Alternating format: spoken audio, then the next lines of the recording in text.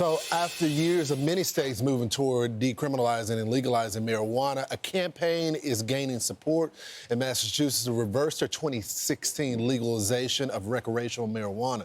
This as the new Wall Street Journal warns of the dangers of weed, saying, quote, doctors at Mass General Brigham Hospital found that the share of adolescents with psychiatric emergencies who tested positive for THC jumped nearly fourfold after the drug was legalized from recreational sale in the state. Journalist and author Alex Berenson has been investigating the marijuana crisis, and he joins us now. So, Alex, a lot of us were more of civil libertarians on this. Is like, you know, if you want to smoke weed, that's on you.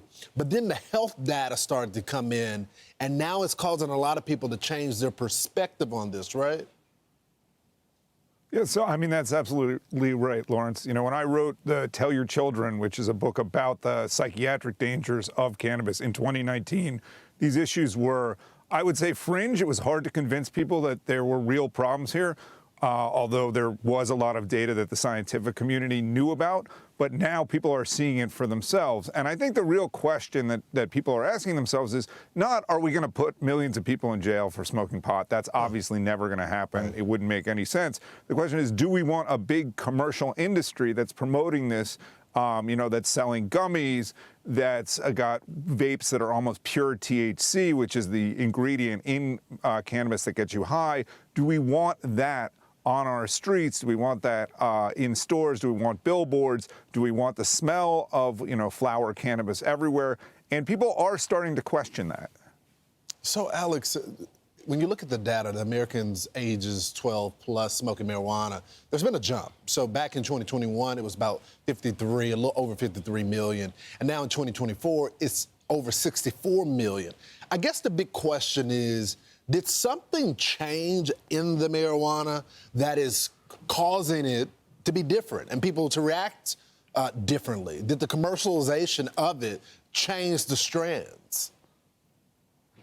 Well, you do. You have this really high-potency cannabis that used to be, you know, maybe it was 1 to 3% THC. Now, if you smoke it, it's 20 or 30% THC.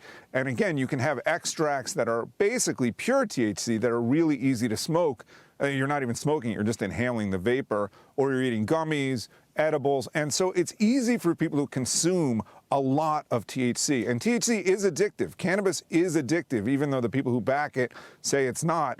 Yes, it doesn't cause the same kind of withdrawal physically as alcohol might, but it is very hard to quit once you start using it, and certainly using it in volume. And so what we've really seen, even more than the number of people who use casually, which hasn't gone up that much, what we've seen is a tremendous number of people, almost over 20 million people who use daily. And there's absolutely no way that using large amounts of THC and cannabis daily is good for you. Just the same way that using a lot of alcohol daily is not good for you. So we've legalized an industry that has all these problems and is profiting essentially off addiction, off psychosis, off what's called scromiting, which is a really nasty condition where you start vomiting uncontrollably after using cannabis.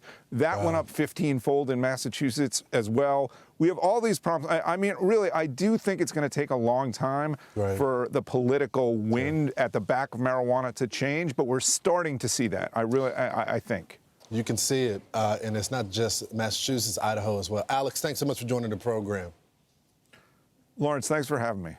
I'm Steve Ducey. I'm Brian Kilmeade. And I'm Ainsley Earhart. And click here to subscribe to the Fox News YouTube page to catch our hottest interviews and most compelling analysis.